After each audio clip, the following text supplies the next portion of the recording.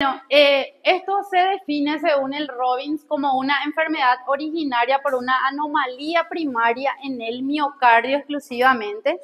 Es un trastorno en el que el músculo cardíaco es fundamental y funcionalmente anormal en ausencia de patologías como hipertensión, enfermedades valvulares, cardiopatías congénitas, ¿verdad? O sea, es un diagnóstico de descarte y es lo más raro que pueda ocurrir en el corazón, este capítulo como tal, ¿verdad?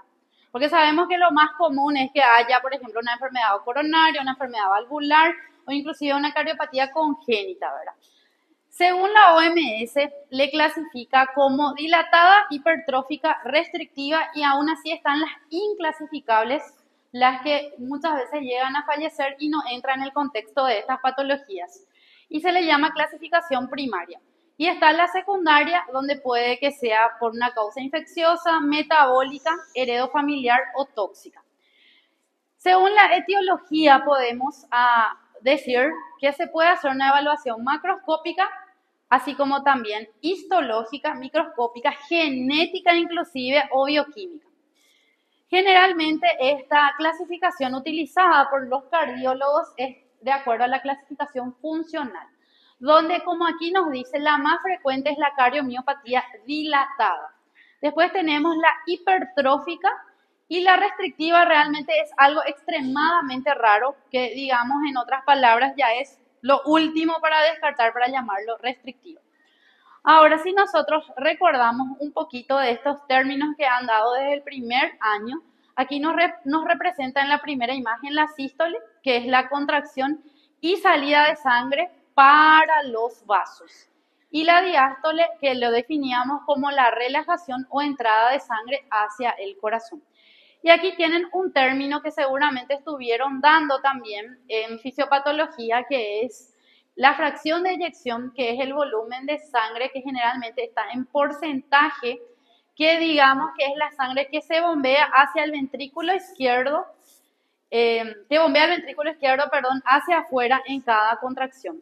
Ahora, ustedes habrán dado en fisiopato cuánto es la fracción de eyección normal. Y generalmente varía de un libro a otro. Algunos ya consideran encima de 55, otros de 65, otros le llaman 75 inclusive para catalogarlo como normal, ¿verdad? Entonces, aquí nos representa esquemáticamente, ¿verdad? Es un dibujito donde nos muestra, por ejemplo, la hipertrófica. La hipertrófica donde el corazón está, como habíamos definido, hipertrofia, aumento del tamaño de las células, ¿verdad? Y concéntrica, ¿verdad? Donde prácticamente se ven las paredes gruesas. La fracción de eyección en este caso es normal, como dice, N es de normal, y hay una disfunción cardíaca en diástole. Ahora, la dilatada, la fracción de eyección está reducida, hay una disfunción cardíaca en sístole. Y la restrictiva, la fracción de eyección puede ser normal, hay también una disfunción cardíaca diastólica y va aumentando el tamaño de la aurícula. ¿Verdad? Eso es un dibujito esquemático de cómo esto nosotros podemos identificar. Un corazón normal, ¿cuánto pesaba? Dependía mucho si era mujer o varón. En mujeres se estima que es 280 gramos aproximadamente el peso normal. Y en varones 350 gramos aproximadamente, ¿verdad? Esto hablamos de corazones que tienen 500 gramos, el doble, 450, o sea, que tiene un peso mayor, porque por la macroscopía misma nosotros vamos a encontrar no de esta forma, sino que esto está agrandado. En el Robbins va describiendo de acuerdo a las causas, este cuadrito es como un resumen y vamos a ir viendo cada uno de ellos. La cardiomiopatía dilatada, como su nombre lo dice, hay una dilatación cardíaca y disfunción contráctil sistólica, donde esto, como nos dice ahí, es progresiva. El paciente tiene que descartarse que haya hipertensión, por eso dice en ausencia de hipertensión, valvulopatías o enfermedad coronaria. Y es raro, igualmente, por más de que sea la más frecuente entre las tres, sigue siendo raro, si vamos a hablar, ¿verdad? Porque como patología cardíaca como tal, 1 por cada 1000. Ahora, si hablamos de las causas, la genética representa entre 20 a 50%. Embarazo, posterior a un embarazo donde el corazón se dilata, y genera la miocardiopatía que le llama periparto. O sea, en el embarazo esto puede llegar a ocurrir. Tóxicos, ¿verdad? También, ya sea por fármacos, alcohol, infección, virus y Chagas. Justamente la enfermedad de Chagas, cuando habíamos dado en las primeras clases y algunos decían, puede ser que sea Chagas. Y yo les decía, no, ese no, vamos a dar más adelante. La dilatada es la que causa el Chagas. Inclusive existen idiopáticas, donde el paciente llega a fallecer y son defectos moleculares. Morfológicamente, como dijimos, el corazón es grande. El famoso gran corazón tiene un peso de 2 o 3 veces más que lo normal. Hay dilatación en todas las cámaras. Esto hace que los trombos sean frecuentes en este corazón. La variante idiopática no hay un agente causal y las células histológicamente, por más de que el corazón sea dilatado, vamos a ver células agrandadas, hipertróficas, estiradas e irregulares con fibrosis intersticial. Aumento del tamaño de los núcleos de los miocitos van a estar presentes. Multinucleación, células multinucleadas. Pérdida dentro del miocito, muerte focal de los miocitos, también aumento de linfocitos y macrófagos y fibrosis intersticial.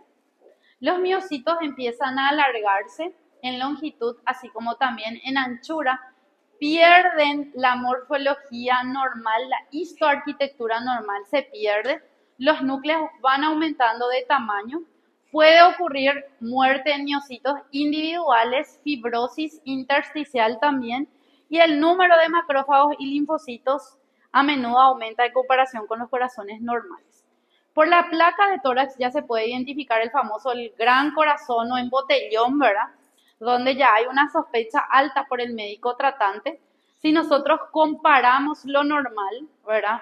Dijimos tiene que pesar 280 en mujeres y 350 en varones. Esto vamos a encontrar corazones gigantes en las autopsias, como vemos aquí, ¿verdad?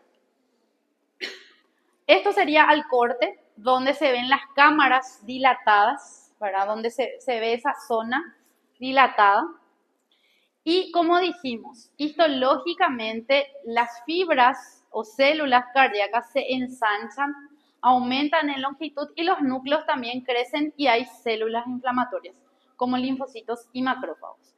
También dijimos que puede ocurrir zonas de fibrosis, como por ejemplo en estos sectores que vemos de un color más rosa pálido, las fibras vemos de la misma forma y hace una desorganización histoarquitectural. O sea, ya no parece un corazón normal.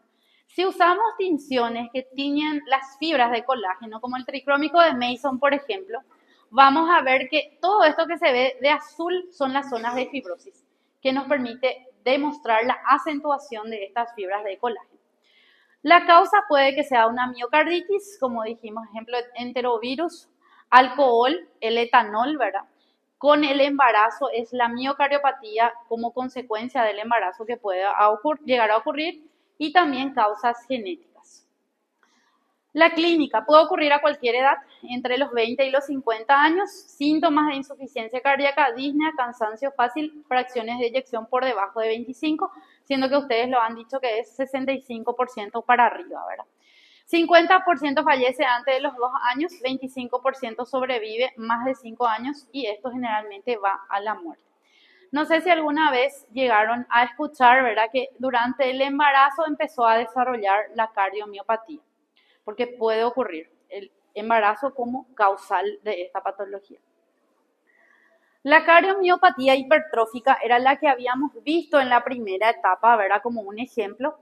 También se le llama estenosis subaórtica idiopática o cardiopatía obstructiva. Esto ya fue descrito por Donald Tarr en 1958, es de herencia autosómica dominante y tiene una prevalencia de 1:500. El corazón tiene una pared gruesa, es pesado, es contráctil. Si bien la genética en este caso, donde hay alteraciones que codifican las proteínas sarcoméricas, representa el 70 a 80% de casos. Hay una hipertrofia sin dilatación ventricular, también hay un engrosamiento del endocardio y de las válvulas y los miocitos empiezan también a hipertrofiarse con desorganización y fibrosis, al igual que el anterior. Como ya hemos desarrollado en la primera etapa y decíamos que es una hipertrofia concéntrica, donde muchas veces puede que sea la causa del fallecimiento del paciente de manera súbita. No sé si alguna vez escucharon hablar, por ejemplo, un futbolista que murió en la cancha, una persona que jugaba vóley y falleció en la cancha, un niño que estaba jugando en educación física y llega a fallecer, porque es justamente la miocardiopatía hipertrófica, donde las causas que predominan son las genéticas, tienen ese prototipo de paciente.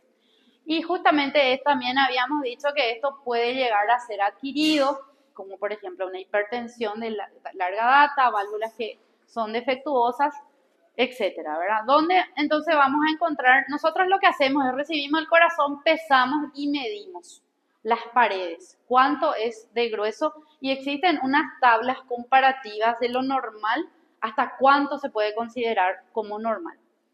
Entonces vamos midiendo, vamos viendo que las cámaras están disminuidas y histológicamente, además de que las fibras estén aumentadas de tamaño y reducidas las cámaras, como vemos ahí por la hipertrofia concéntrica, tienen esta disposición.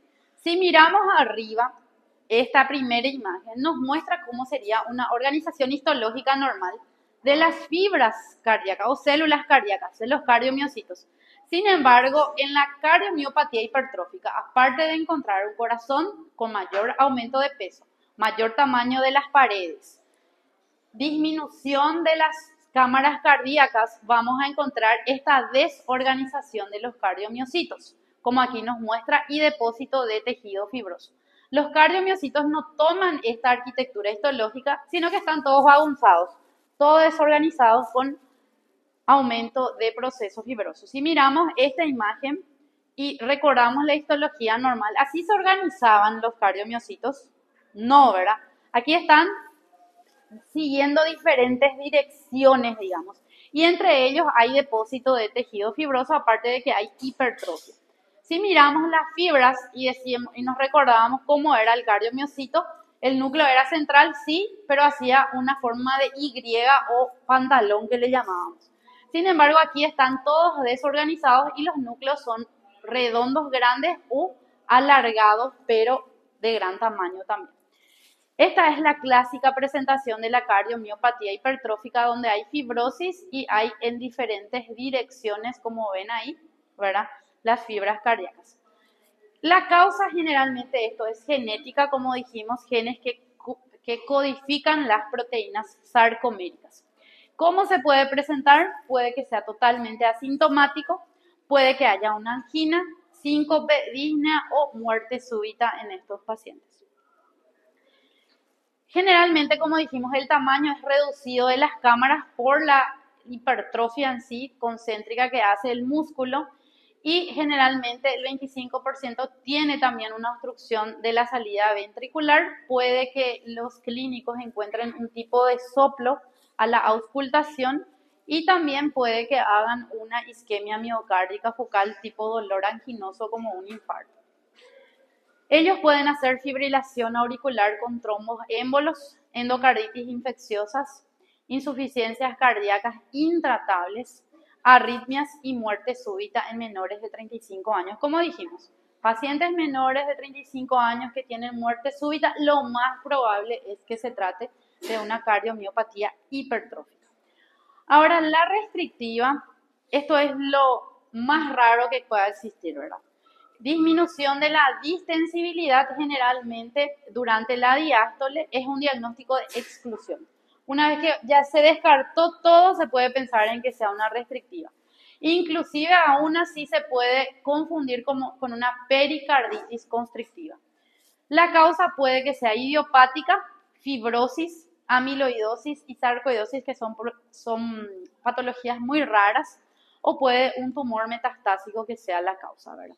Los ventrículos son de tamaño normal o grandes, las cavidades no están dilatadas, el miocardio es que es firme por el depósito de tejido que le está, digamos, fibrosando.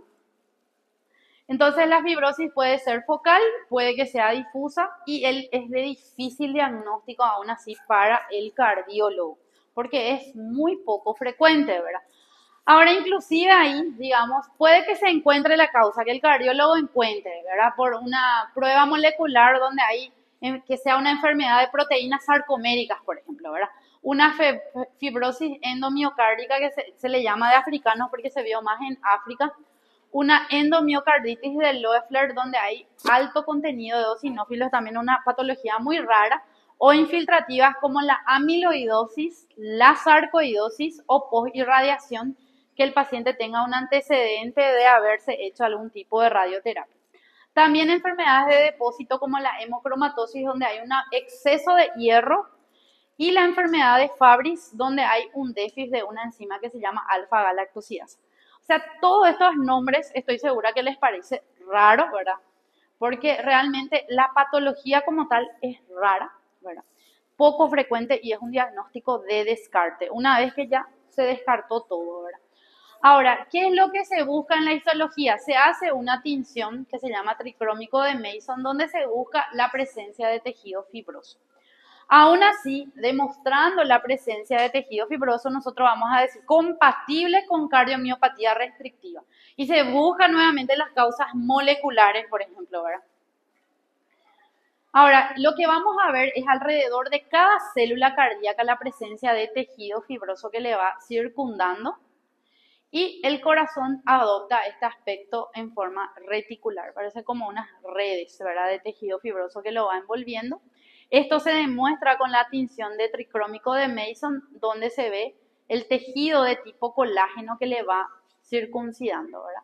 Y esta foto lo colocó el doctor Jesús, la verdad, no fui yo, que colocó, que habla ahí de la farmacología de Van Gogh. O sea, un cuadro de Van